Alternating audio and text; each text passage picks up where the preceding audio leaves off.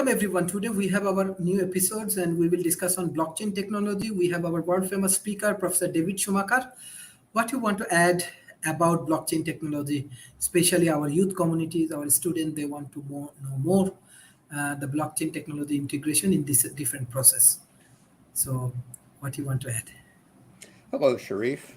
Yes, blockchain technology. I think that's going to be one of the paramount technologies moving forward. There's just a handful that I would put in that paramount category, and blockchain is one of them. But I suppose, even though we've talked about blockchain on the forum before, it'd probably be a good idea to go back and just discuss what blockchain is and maybe some new things that are going on with blockchain. So I think that's where I'll start. And then if there's questions that come in along the way, I'll try to answer some of them as well. So blockchain is, as some of you I'm sure know, is a peer-to-peer network that uses a publicly distributed ledger. That's the heart, the key of blockchain. A blockchain is a growing list of records called blocks, and they link together cryptographically. Each block contains a cryptographic hash of the previous block and a timestamp along with the transaction data. The timestamp proves that the transaction data existed when the block was published. And in order to get, and that's how it gets its hash. Blocks each contain information about the previous block. Therefore, that's why it's called a blockchain. So data in any given block can't be altered after the fact without altering all subsequent blocks. These blocks then are distributed in multiple nodes. So it's not just a matter of if you wanted to try to forge something, it's not a matter of just changing a particular block, and even all of the subsequent blocks, which since it's decentralized, these blocks exist in many different places across the planet, and they too would all have to be changed. Therefore, blockchain becomes very, very hard to make faults, to forge information, to change things. That's why the trust level is so high.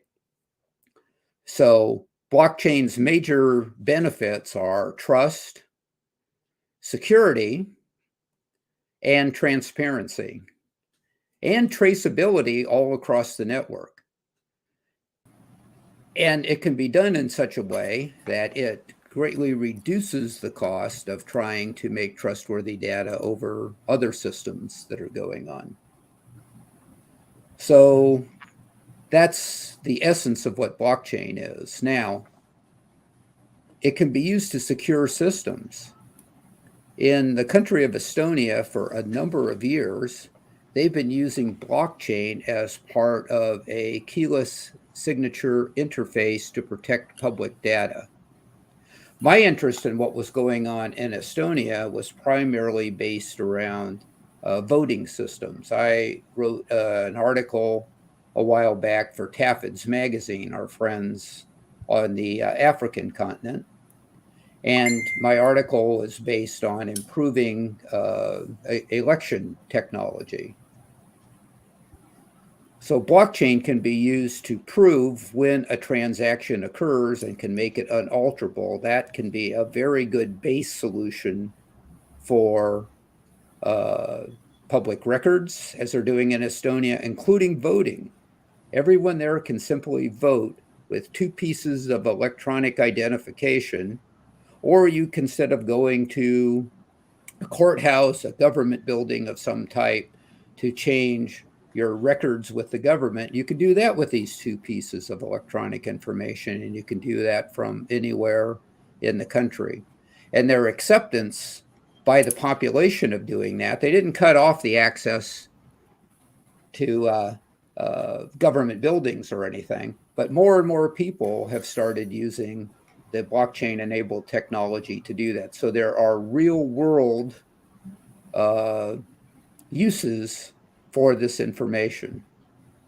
By the way, there's more than one blockchain. There's not just one blockchain in the world.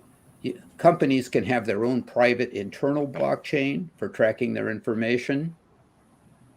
And they can, and then there's public blockchains, and then there's blockchains that interoperate with each other. So that's a start as far as what blockchain is all about. Other real world applications are recording of medical data so that your medical data can't be altered. We've talked about NFTs, or non-fungible tokens, on this show before. Well, those are also based on blockchain. Traditional music royalties can be tracked on blockchain. Payments between countries across borders, even using fiat currencies, as well as cryptocurrencies, can be blockchain based.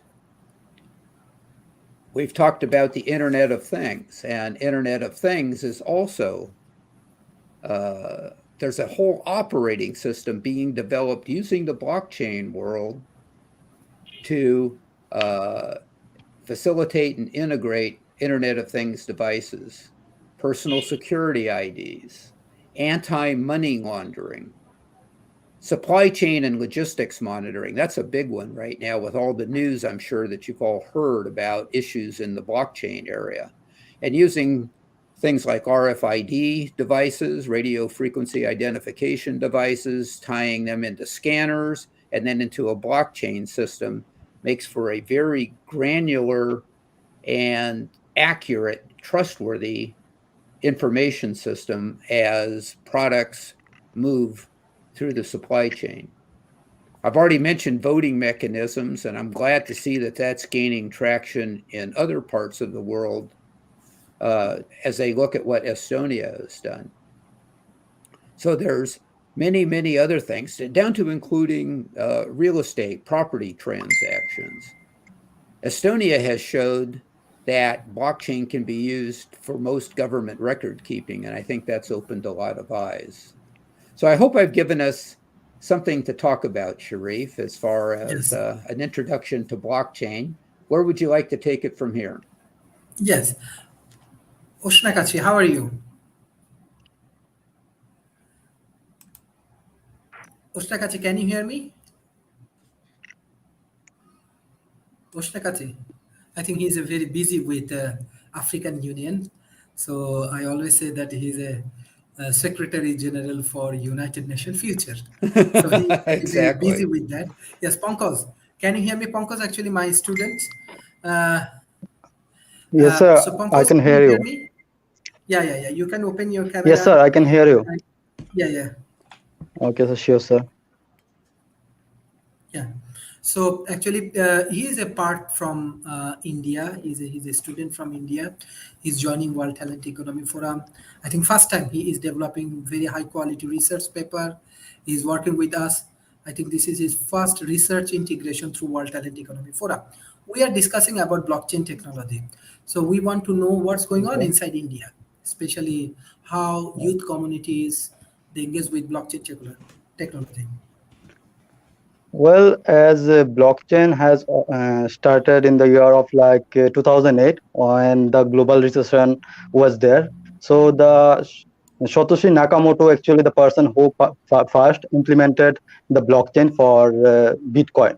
So blockchain is nothing but the record of transactions, and because we all know that day by day our technology is improving, and at the same time the problem of trust issues and the fear of cybercrime has also increased.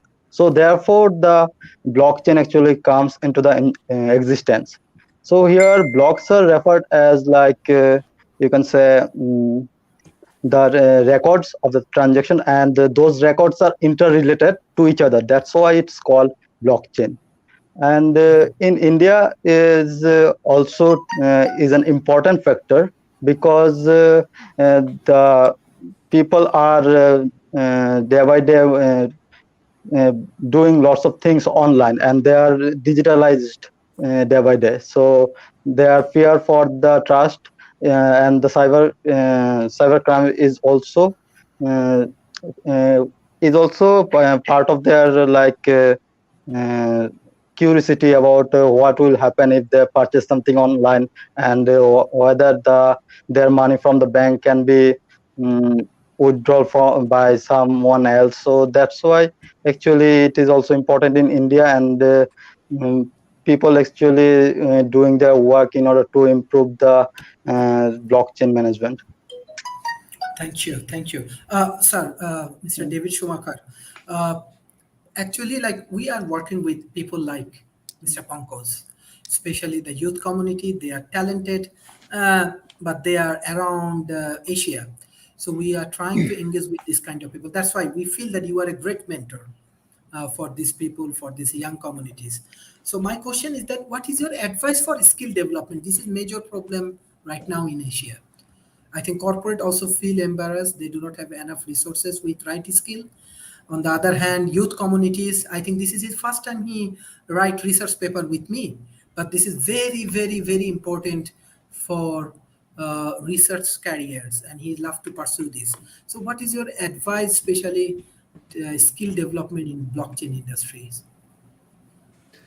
Yeah, I think that's a great idea that you have there, and that's a great endeavor that you're working on. And research papers are very important as far as looking at new avenues, new directions that, say, a technology like blockchain, what we're talking about today, where they can go and what's possible with them. I tend to look at things many times through the entrepreneurial eye, and I look to innovations and things like research papers and so forth for inspiration. Well, what I like to do is to take uh, or what I like to promote and do some, but I like to promote it more because more people can do it than just me working on it alone, is what innovation is out there that can be used to create something of tremendous value for a particular community. Say we've been talking about India. So is there something specific in India, perhaps, where blockchain can be applied and that can be developed into a service, a product, something along that line? So that would be the kind of things that I would look at. Research papers that are exploring new directions for blockchain can be inspiration for that. But what it really takes then, I think, is to identify the problem that people are having that's not adequately being addressed. Or maybe there is somebody that's used blockchain to uh, solve a problem, but it's not working as well, or it has some drawbacks. Are there ways to improve on that so that we can deliver a better solution? And then if we can, that's something that can be put into, like I say, a product. A prototype can be built, and then we can test market to see whether that will move forward or not. And if it does, then we've got some decisions to make. Do we do that, or do we sell that technology to someone else so that they can go ahead and do that? Maybe they've got more resources for manufacturing or whatever. But those would be the kinds of logic, that would be the kind of thinking that I would put in this. But once again, I want to go back to the question about research paper. Research paper is very important because that's the basis to make this all happen, Sharif. Thank you, sir. Thank you, Sharmin. She is expert of Islamic finance. Now she is in Bangladesh. A very, very talented lady. She actually contribute a lot in Malaysia and Bangladesh. Future maybe we see her in the North America. And Mr. Shankar from Indian Global Chamber of Commerce. So we just try to engage more with developing world. For the research paper, World Talent Economy Forum with Professor Adrian David Chiok and Professor Thomas and me, we are editor for these very, very special issues. We are giving a lot of opportunity to the to the young communities uh, today's friend, Mr. Ponkos. So those who are interested to publish research paper, I know this is a very, very challenging for developing world. We are supporting many young community like Mr. Ponkos. So if you want to publish your research paper, especially if you invent something on Tesla issues, if you have a more research on uh, electronic power, AC motor, AC generation, high voltage radio, you can publish your paper with us. Due to high demand, very very high demand for this paper, for these issues, we have to extend the date. So deadline until August this year, you can submit your research paper. And very good news is that next year February we have conference in India. Definitely, Mr. Shankar will be our partner for India on this Nikola Tesla technology. So, World Talent Economy Forum, real innovation, real technology inventions, and we will work for the grassroots level people. That is our objective. Even we are working with European Union today. We committed to European Union, ICT Minister of Bangladesh, that we will work on entrepreneurship ecosystem development. Definitely, some famous people like Mr. David Schumacher, they will be your trainer for entrepreneurship ecosystem development. Madam Sharmi, thank you for joining today. So, what you want to add, because you are from banking industry and you are involved with one of the financial institution in Bangladesh. So, how Bangladesh actually handle this blockchain technology? How your organizations actually doing research or integrated with this blockchain technology? Um, am I audible? Yes. Okay. Hi. Nice to see you all. I think Mr. Sharif was very generous introducing me as an expert. Technically speaking, I'm not. Basically, my background covers I did degree in accounting.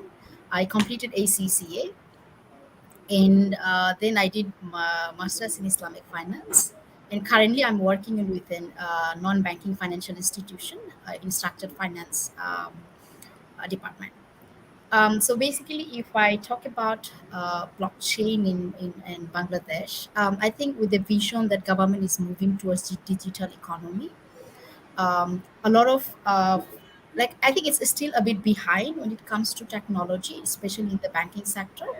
But I do see improvement coming in terms of maybe blockchain implementation isn't really thoroughly taking place in the banking institution yet. It's something the government is also looking into, but digitalization is taking place in terms of online banking, mobile banking.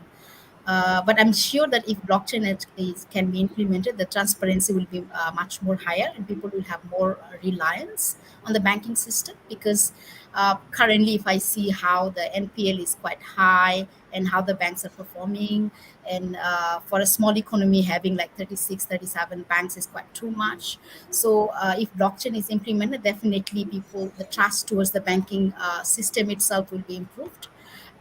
So, and having trust on the financial institution is something very important for economy to run. Yeah, that's all I can say. Thank you, Sharmin. Mr. Shankar, you are running a largest business forum in India, especially India Global Chamber of Commerce playing a major role in Indian industry. So, what you want to add? What's happening inside India, especially blockchain technology? How you integrated with this new technology, especially your industry?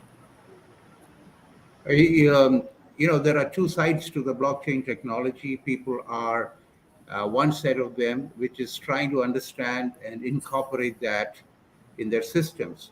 Basically, it leads to transparency, trust, and it's simply a chain of blocks, right, that contain information.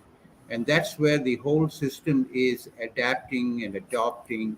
And that I know there are companies that go simply by that. We all know the Bitcoin block contains information about the sender, the receiver, the number of Bitcoins to be transferred.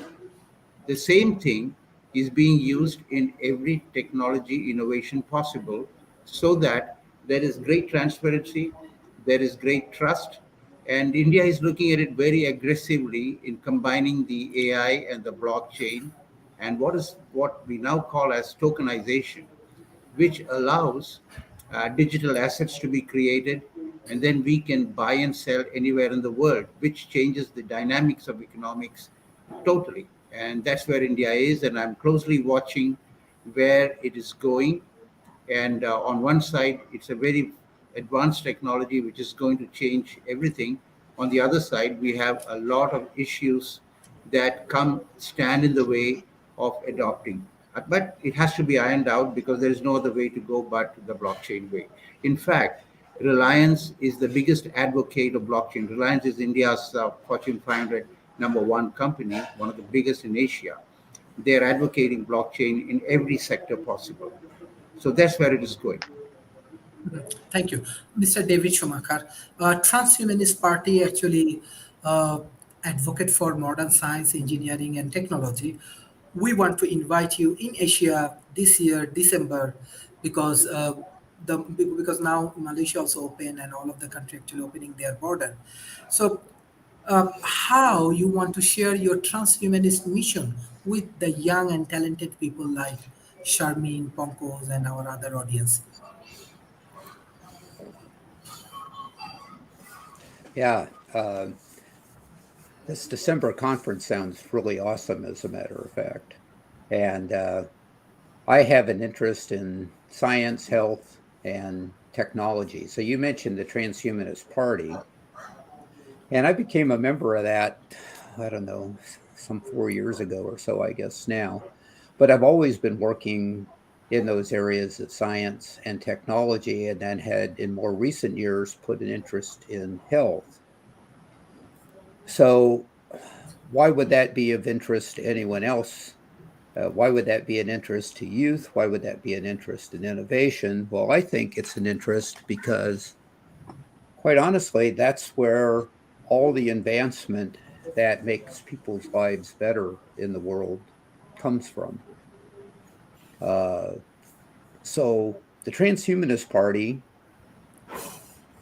that's that's part of their main goal system. So if you go to transhumanist-party.org, you'll see that on the banner where it says Transhumanist Party, it says putting science, health, and technology at the forefront of politics.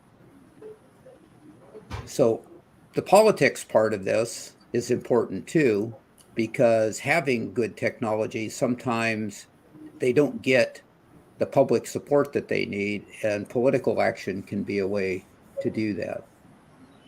So we try to develop and make known policies that would help in governmental situations, talk to lawmakers, to promote the science, health, and technology moving forward. So Bitcoin obviously is one of those, and we put to lawmakers how they can use this kind of technology to solve the problems for their constituents that they want.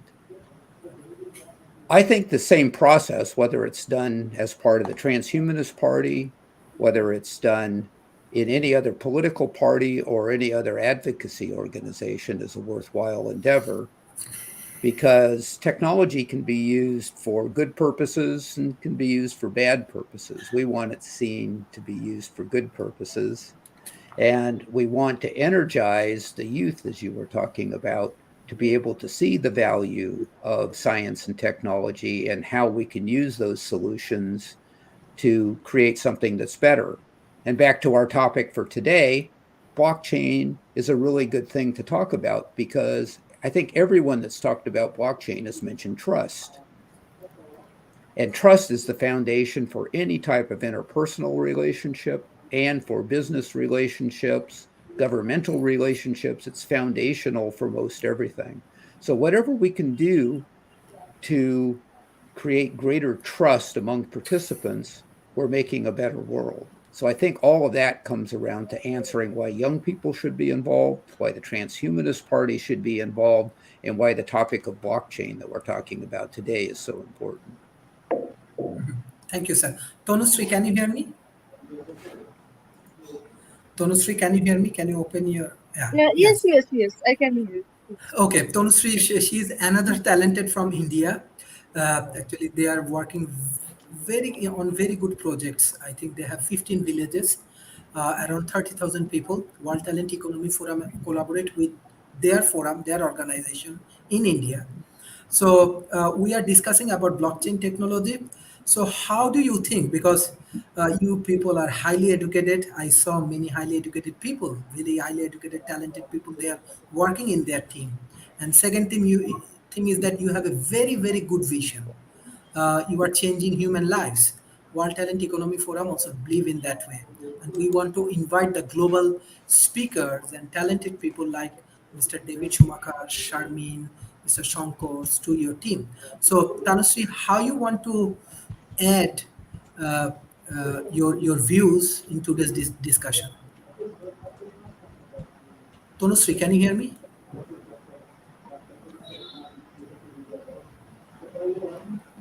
Tanushree, can you hear me?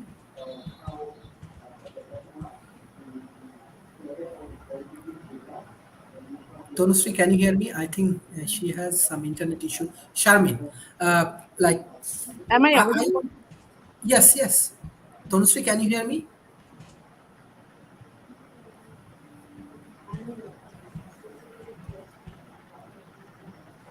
Okay, Sharmin, as you are expert in Islamic finance and you are woman, women empowerment is major policy we are developing for Africa from World Talent Economy Forum for Rwanda.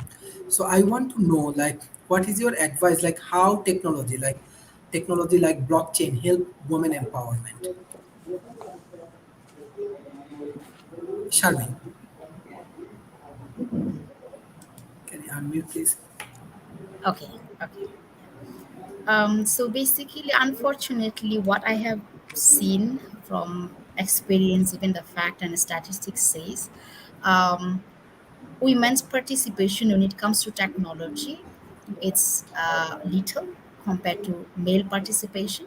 So a lot of women doesn't feel that interest in technology. That's what statistics shows. Even though gradually we do see changes coming in, so what we need to do at first, one is we need to stop stereotyping women not being, like tech based, or not having a brain even to work on tech, or being a tech averse itself. I think it grows from the early childhood, because if we also see like the kind of toy that we buy for our kids, the time when I buy, like when we buy toy for a girl and a toy for a boy, we always kind of like discriminate in that way. The stereotype happens in that level. So if we buy, let's say, a robot for a baby girl, right? So that's when, in the early age, you inculcate the interest for technology.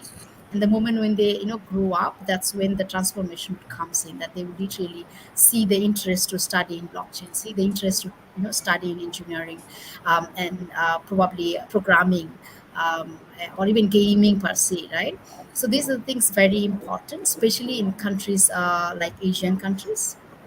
Um, and in terms of blockchain, I think in understanding and participation from women's side is little.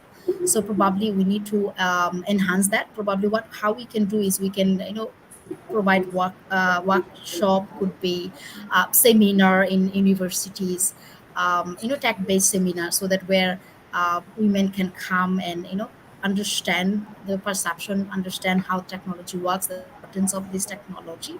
And that's when they generate an interest and you welcome them in the environment. Because we might like not feel much welcome in the first place, because it's a man's world. That's how we define. Like even I, when I joined financial sector, I also did see it's a male dominated sector. So I feel like I'm like, or I don't know, like one woman in the whole team kind of thing. So how men also welcoming me in that environment is important. So in same goes with the technology as a whole, that how you can encourage women to join, and how you can welcome women to garner their interest and proceed with it. Thank you. Tanushree, can you hear me? Tanushree, can you hear me? Okay, Mr. Shankar. Yes, India actually very big countries with billions of people and lot of technology experts uh, we are getting from India. So when we discuss about blockchain technology, we are discussing about digitalizations and these things. How India can play a major role in South Asia. So what is their achievement for helping their local communities like Bangladesh, Pakistan, Nepal, Sri Lanka? How they become the technology hub, or they can change more human life.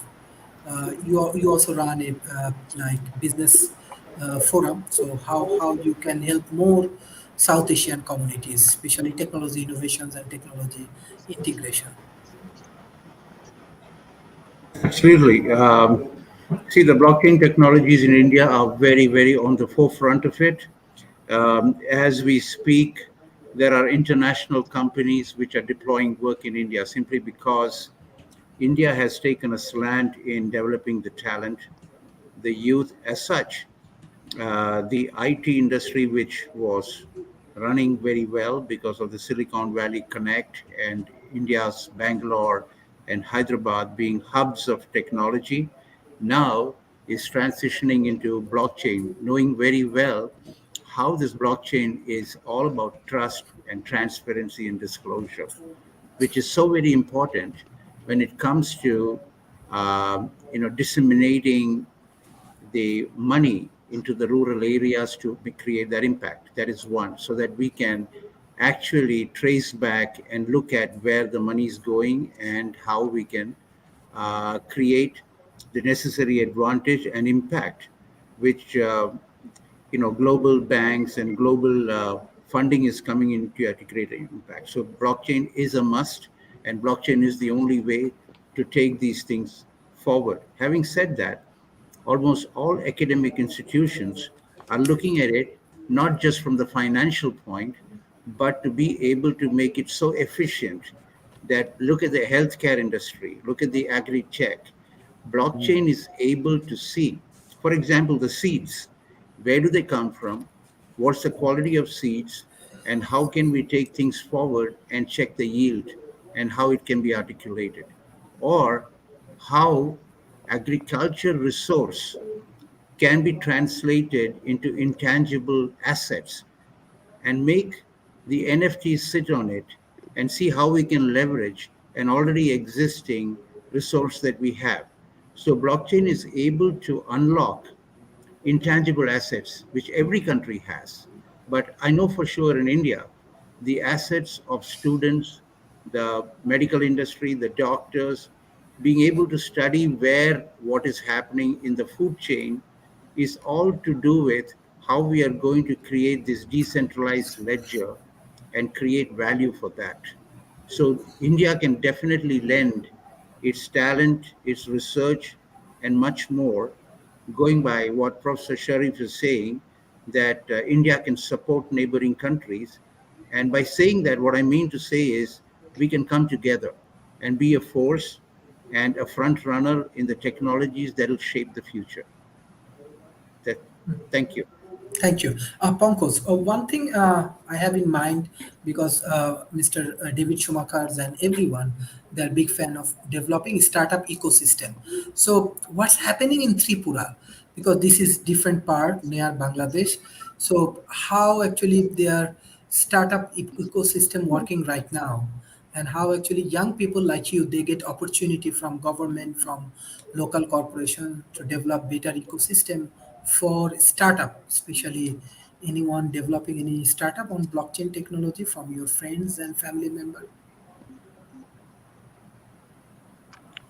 Well, Uh, in Tripura, Tripura actually is a state where it is full of natural resources, and at the same time, it is interrelated with the international borders. So here we have the lots of opportunity. If anyone wants to means develop a business in blockchain management, they can get the opportunities to start it. So uh, if I talk about what we can do in Tripura, actually. uh, and the political issues actually arises whenever anyone wants to develop the business in Tripura. And because of that part, actually, people are not getting the enough opportunities to start working on the technology and working on the new business. So, according to me, actually, I think the main issues which we are facing in Tripura is the political issues. So, apart from that, I would say that it is a good place to work on blockchain management, and also as few years ago, India has gone through the demonetization. So therefore, many people are attracted towards investing in stock market. So if we talk about stock market, then it is obviously related to the blockchain management. So uh, I, I would say, though it is important and it is advisable for people in Tripura to work on blockchain management, but unfortunately, it is not possible at the moment. Okay, okay, understand. Mr. David Schumacher, as you are part of Transhumanist Party, I am also part of Transhumanist Party. So they are advocate for modern science in engineering and technology. What your party can do, because I know many famous scientists working inside Transhumanist Party.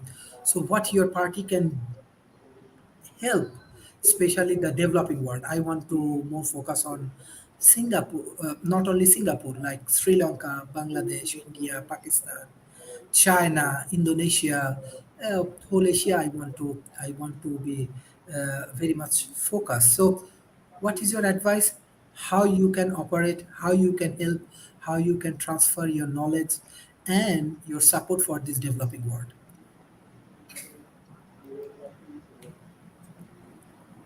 I think one of the big advantages of the Transhumanist Party is it's very diverse. So the Transhumanist Party started out as a movement in the United States and realized that we had, for everything science and technology is concerned, it brings in the whole world. So we have levels of membership for people that are in the United States that can vote in the United States system, but we also have foreign ambassadors, as you know, Sharif, that are all around the world, and we have members that are from all around the world. And while they don't vote in American elections, we want to be able to share information between people all over the world in all the different countries and all the different cultures. And this stemmed from, as I said, from what we first started with in the United States, because it's very diverse here too. It's not your typical type of political party that has an ideology of, say, there are two major parties here in the United States are the Democrats and the Republicans, and they have their very ideological focus, and they work to make those dominant. The Transhumanist Party focuses on science, health, and technology, as I'd already said, and on policies that can be used wherever you happen to be on the political spectrum from people that are in vastly different industries. You mentioned scientists and engineers that are within the party, and that's true. We have business people that are within the party. We have people that are in social work situations that are in the party. Very, very diverse. So that translates well, I believe, to the international stage. And it's one of the reasons that I love to participate in these forums of yours, because I can share what I receive from other Transhumanist Party members, but I think I greatly learn from every one of your guests, including the guests that you have today. And then that it's a positive feedback loop. By sharing internationally, speaking internationally, advocating internationally, it helps me do those type of things better. I think the people that listen to your show can pick perspectives that are that the different speakers that you bring in from all around the world, as we bring in our backgrounds and what we particularly do. Mine is IT technology, where I spent 20 years, and then I was in industrial technology before that. I can bring that background, and then somebody else can bring a banking background, and somebody else can bring a a medical background or whatever. So to answer your question, it's a matter of sharing and interconnecting what we can do. So, like this conference that's coming up, I would look to be able to add something from my background that perhaps someone else doesn't have. And I would also be there to absorb what other people have that I don't have so that we can all be stronger coming out of this. So that's a little bit high level, and perhaps we could talk about some examples. Uh, I would say that I know what's going on. Back to the subject of the day here, blockchain. I follow what's going on here, and I have an interest. One of my fellow USTP officers that you know, Sharif Art Ramon Garcia, is heavily into the NFT space. So I learned from him, and I love it when he comes on your show and talks about that. But I don't know what's going on in other parts of the world with NFT, for example. So I would say Bangladesh, India has a unique situation that they could take parts of their culture that I know that would be appreciated by the rest of the world and perhaps transfer that into an NFT and make that available. They're doing the service to the world by sharing their culture in art or music or whatever that might be. And at the same time, it can be a source of income as well. So, this togetherness, this talking across borders, this talking across cultures, shows like what you're doing here, Sharif, are the route to making this happen. Thank you, Mr. Shankar. Like this is a very interesting discussion, especially with NFT. So India developed different kind of NFT, or how does it work? I can remember that you discussed about one of the very popular TV show, Kon Banega Crorepati, right? They Yeah. try to develop this NFT. So if you share for our audience, that may be interesting story, because we have many people they are big fan of Bollywood. Yeah. Yes, of course. The music industry is not a stranger to licensing disputes, right? Yeah. So there are many instances when companies face lawsuits because of improper media attribution or failure to pay songwriters. Uh, this blockchain plays a very important role. For example, Spotify, the world's largest music streaming service provider, settled a licensing dispute in the past with the National Music Publishers Association. The same way, I was suggesting that India's Bollywood has got, I mean, so many movie stars are holding their own NFTs now. So that what is NFT? Broadly put, it is the bragging rights. You don't sell what you have, your art, but somebody else can own a small piece, a token of that for a price. So that is the beauty of NFT. Coming back to how the blockchain integrates, I know for sure that the big chain store, uh, what are they called? Uh, the chain store, which is into all kinds of, the supermarket chain. Okay. What happened was, that's Walmart, where the blockchain technology has been efficiently leveraged to establish a system of food traceability. So, like trust, we can attribute traceability to blockchain technology. So if anything gets infected, you can actually know at what stage it has happened. The whole supply process technology becomes easy and transparent, especially when there is a need to locate the infected batch back to a specific store. Can we imagine that we are able to trace the supply chains and attribute where this water comes from, where this particular food chain starts from, where is it going right, where is it going wrong? It changes the entire modality and the trustworthiness of a particular brand. So that's what blockchain is. And in India, I know that the business to customer, government to government, they are going to incorporate the blockchain. So that much for now. Yeah, thank you. Thank you. And when we visit India, can you invite some Bollywood superstar in our conference for social night? I think I think many of our foreign speakers from North America and Europe, they like to meet with this Bollywood superstar. They already request me. So can you invite some? Yeah, so of course, I have my associates who are totally into that, and they are into production, and they are even starting to set up something where they want to translate all these programs what I mentioned, the Kaun Banega Karorpati and all of that. And besides that, content is king today, right? And now how Yes. content can be tokenized for global investments. And if you go by that, every talent, every art, Bollywood definitely is India's soft power. If you look at architecture, if you look at the traditional buildings, the heritage properties, one can tokenize that.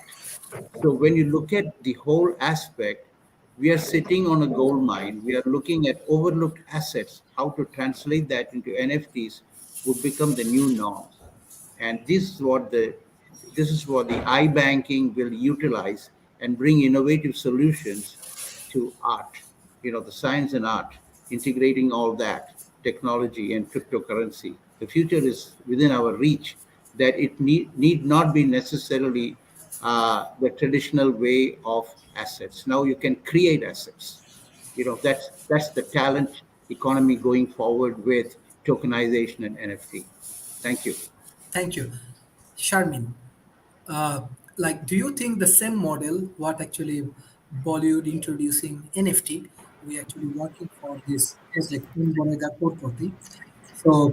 So do you think that Bollywood, Bangladesh movie or media, they can use the same thing like NFT, how in India introducing? I think it's possible. It's Okay. possible. Because there is an agenda, right? That you welcome people with thought, business mind, and then how creativity, innovation, and definitely this kind of reality show will encourage people to like if I see now, they have like science fair and things like that in school level, but when it comes to bringing it as a reality show, people coming and sharing their thought, and also investors are coming in and appreciating their ideas and even choosing which one to invest, so it also give a strength to the youth, because a lot of youth come up with sometimes we can say crazy ideas which at this moment may not sound like logical or something doable, but maybe tomorrow it's gonna bring a change, so it will encourage those people to come, and especially in terms of venture capital, if you see this young generation, right, who have ideas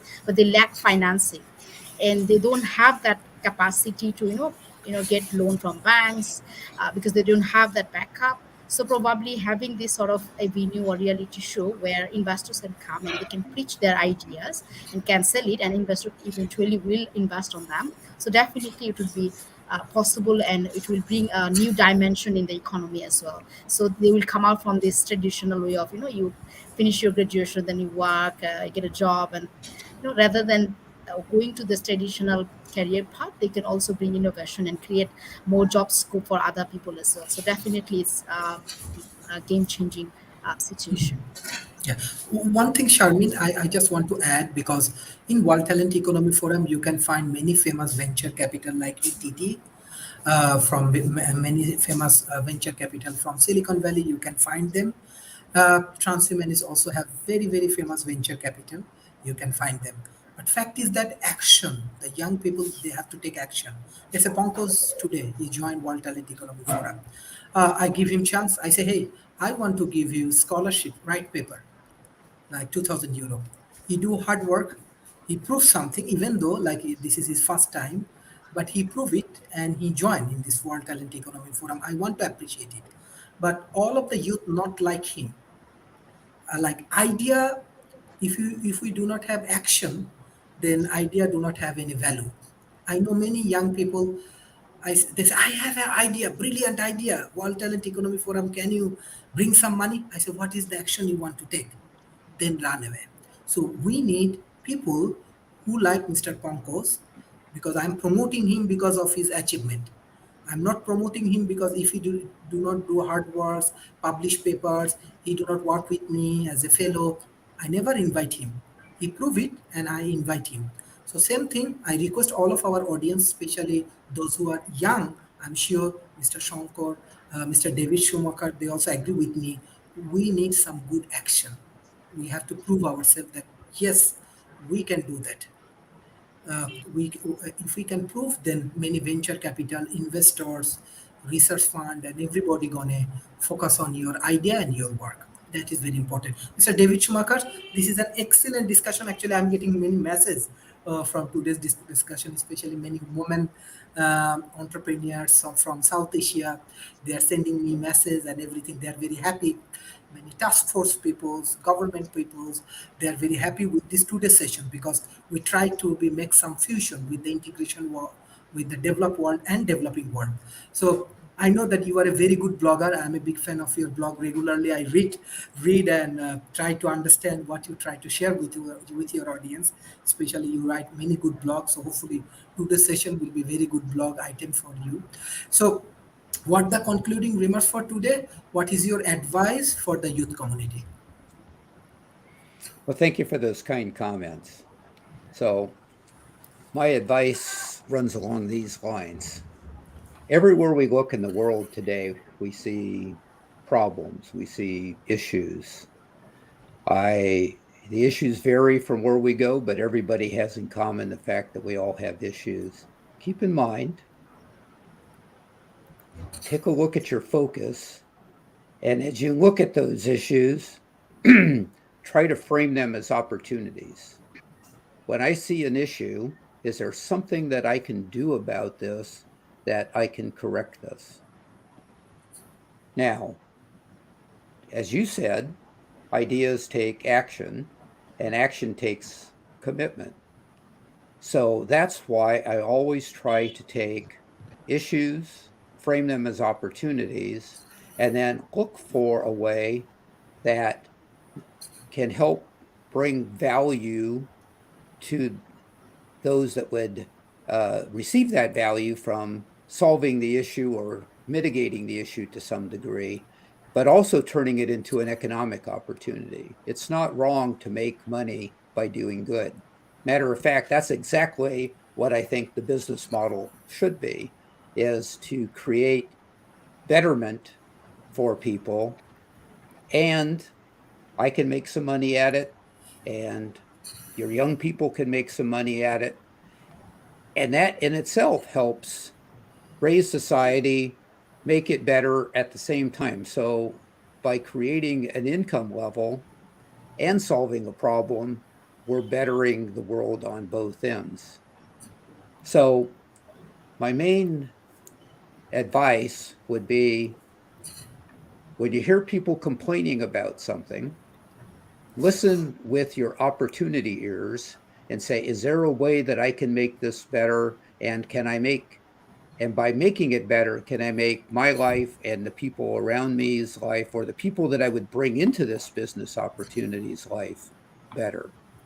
I think that is the focus, no matter where we're at in the world, that we need to work towards. And the more that we can work on that cross-border, from India to Bangladesh to my state of Arizona here in the United States, and into the European Union or wherever we go, the more we can do that, we're going to raise the quality of life, and we're going to raise the quality of the world. So keep an opportunity focus. Thank you, Mr. David Schumacher. Madam Sharmin, what's your concluding remarks for today's session? Okay, I'm delighted to be around and learn from the masters. So what I would say, maybe it's not about what conclusion, but what's my takeaway from this seminar maybe. Um, I'm really glad because a lot of you who are intellectual in the field and experts in the field did share their opinion, and I like the idea that blockchain chain doesn't really stop in the sector of financials, but rather it's a social problem based solution that creates. So any social issues we see, let's say even in agriculture field, the farmers are deprived from the true price that they deserve, or throughout this supply chain, these foods or agri products being contaminated. So this is something like a real base social issues or problem or challenges that we face, and how blockchain or integration of blockchain or technology can eventually solve these social issues and social problem, so benefiting the society as a whole. So that's the takeaway that I would take from this seminar. That is not about like the jargon of blockchain or the words that sounds fantastic, but rather it's a very practical solution base that's talking about society and its problem, and solution through use of technology. So it's not summary, but that's what I my takeaway from this workshop. Thank you, Shamin. Thank you, Shamin. Mr. Shankar, what's your concluding remarks for today? I just resonate with all the speakers, that I just want to add one bit, that digitization of assets and to provide data driven business models is the future. Now, no longer are factories just in one place or anything. How we are able to articulate the digitization of processes and transactions among business partners is the key. And blockchain is one of the key intelligence. It's basically a storage in the cloud, but how we put it all together and the ledger systems that makes it transparent. The fundamental thing is technology assisting human capabilities. So there is trust, transparency, and disclosure.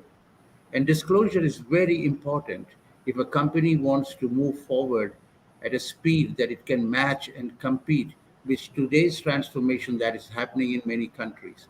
So, when you want to align yourself, one needs to know that the older ways of controlling power or not disclosing things is going to be pretty much outdated. The more clear you are, the more trustworthy you are, the more clear the air is in between partners, all because of technology. So the provision of decentralized, permanent, and secure data storage can actually clear up all this. And we welcome blockchain with open arms, so that it doesn't come in the way. It actually takes us off ground very quickly and be able to be globalized economy. Thank you. This is excellent discussion. Especially, I believe it's a very valuable content for the youth community.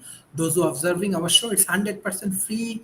Share our content as much as possible with your government, with your corporation, with your academy.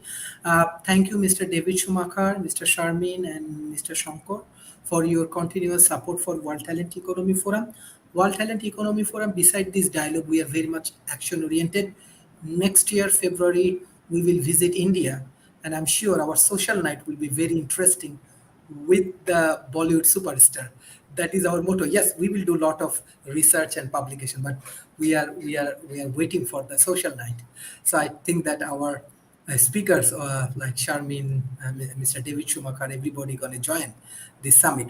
Definitely, it will be hybrid, but we want to do more offline activities because culturally India is very rich, very dynamic. We want to learn from this culture, as well as we want to integrate modern science, engineering, and technology with Indian culture, and that is our objective. That is the World Talent Economy Forum objective. We want to develop a better relation in between developed world and developing world, and we can change human lives with our good initiative. So hopefully this kind of initiative will change many human lives. And I request all of the developed world, uh, please invest in the developing world, and we should not engage with war on this kind of thing. Better we can change human life with modern science, engineering, and technology. So hopefully, with this kind of dialogue, we can make a better world. Thank you, Mr. Shankar, Mr. David Schumacher, Madam Sharmin for joining today's session. Thank you, everyone, for joining today's session and share our content as much as possible. And we already engage with millions of people, but we love to engage more people in developing world. Thank you. Bye bye and take care. Thank you.